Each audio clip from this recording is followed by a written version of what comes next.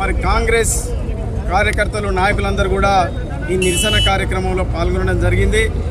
మరి national Herald కేసులో మరి సోనియా గాంధీపై, రాహుల్ గాంధీపై పెట్టినటువంటి అక్రమ కేసులను కోర్టు కొట్టేయడం జరిగింది.